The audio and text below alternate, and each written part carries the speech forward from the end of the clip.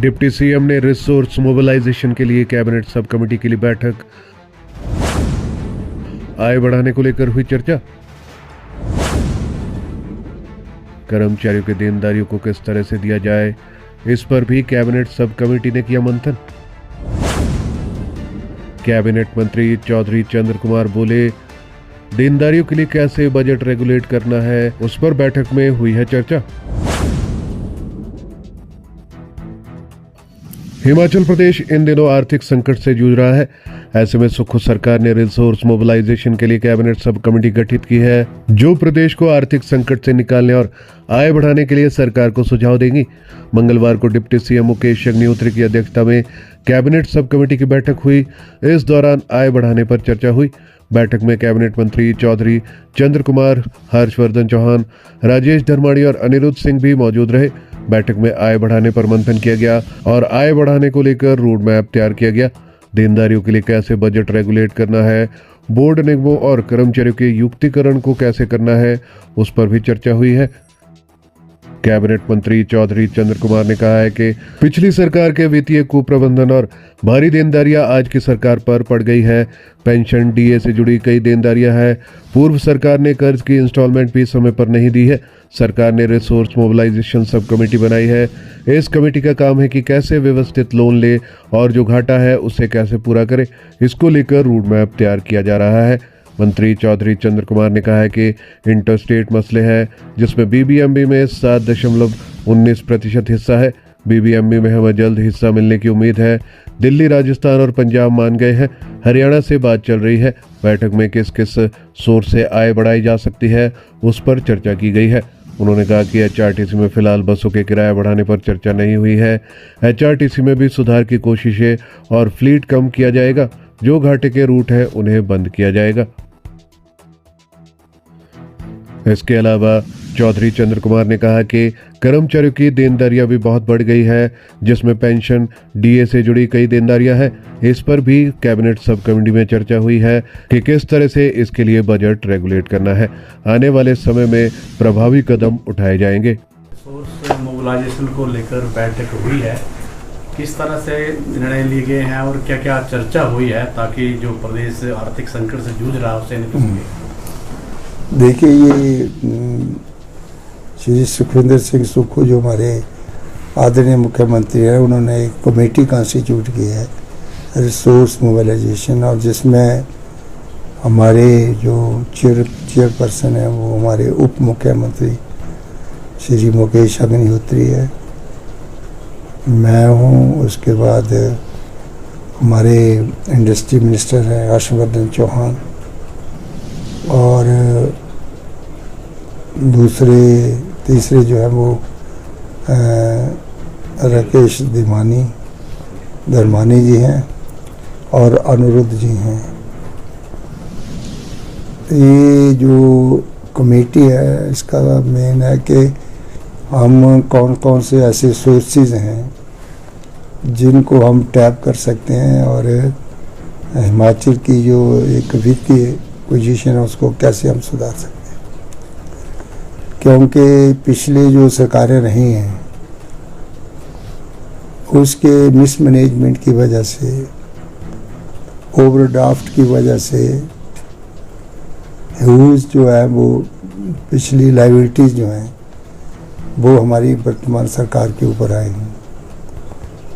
बहुत सी लायबिलिटीज़ उनकी ऐसी नहीं हैं जिसमें पेंशन्स हैं, उसके साथ साथ डीए है, और उनको वो डेफर करते रहे आगे, और डेफर करते करते जो लायबिलिटीज़ जो है वो बढ़ती गई है। उनको समाई के ऊपर जो हमारे लोन्स लिए थे, लॉन्ग टर्म लोन थे, शॉर्ट टर्म लोन्स थे, उनके ब्याज तक नहीं दिए, उनकी इंस्टॉलमेंट्स टाइम के ऊपर नहीं गई, जिसकी वजह से लायबिलिटी जो है वो नेक्स्ट गवर्नमेंट को पास ऑन होती है। और इस संदर्भ में ओवरड्राफ्ट भी हुआ है। तो इस कमेटी का काम यह है कि हम लॉन्ग टर्म्स मेजर्स और शॉर्ट टर्म मेजर्स जो है वो किस प्रकार से लें, जिससे कि हम अपनी वित्तीय पोजीशंस को और डे टू डे जो हमारी अदायगी है उनको हम कैसे मीट आउट कर सकें, और जो हमारा डेफिसिट है उस गैप को हम किस प्रकार से पूरा कर सकें।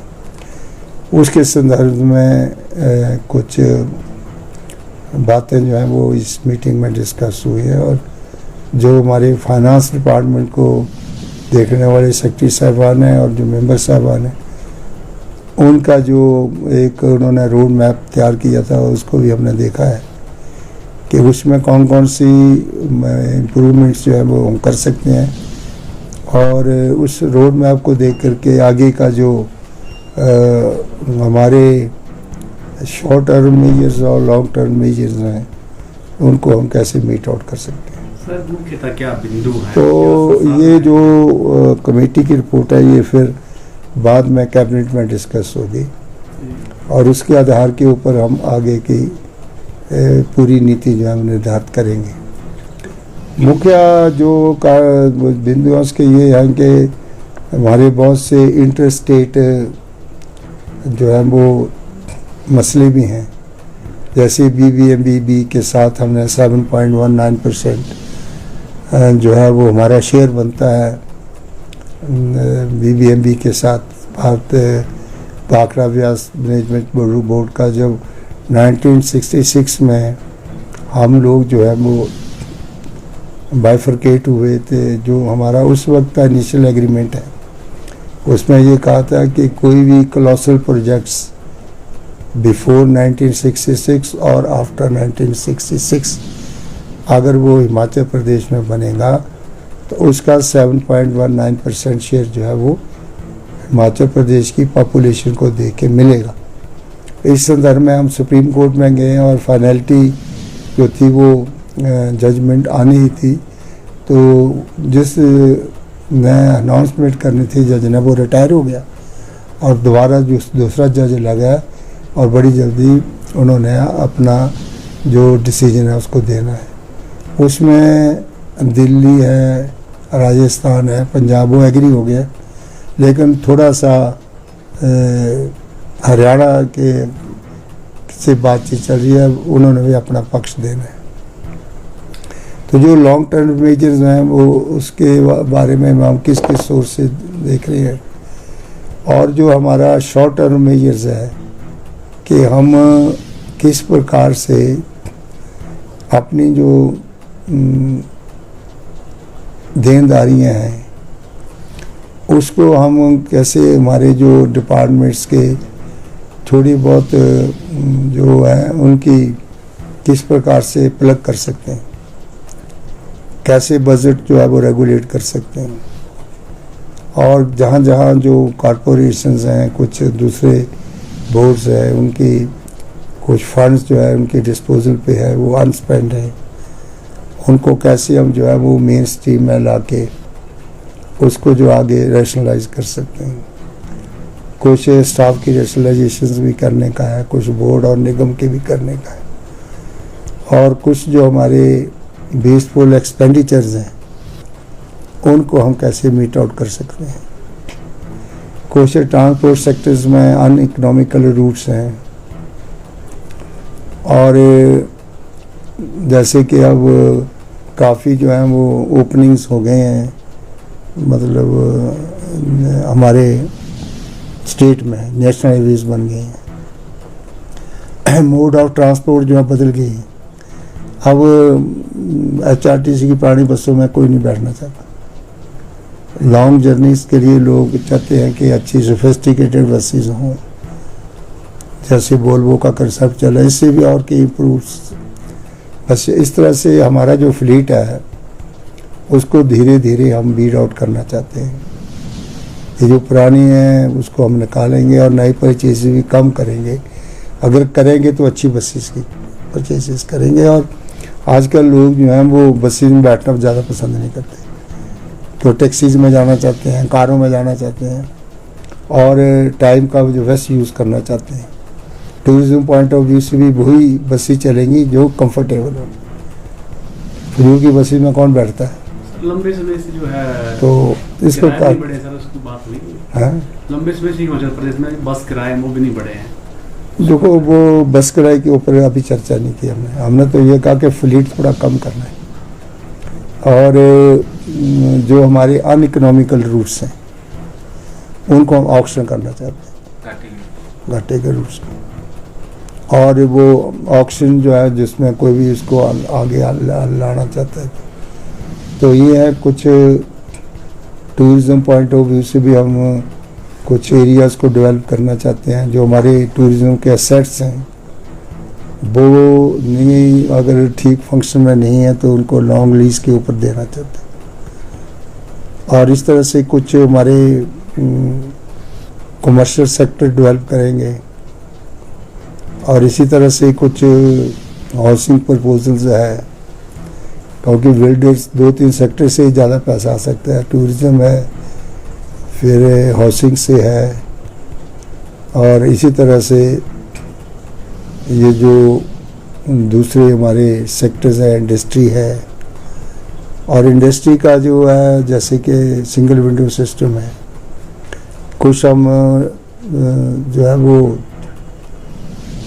इंडस्ट्रीज़ को भी कुछ लाने के लिए कुछ कंसेशंस, जैसे हमने पहले उनको पावर की देते थे, पानी की देते थे, ज़मीन की किराया कम करने के देते, तो इस प्रकार से कुछ इंडस्ट्रियल एरियाज़ में उस प्रकार की कंसेशन जो है उनको दी जाए।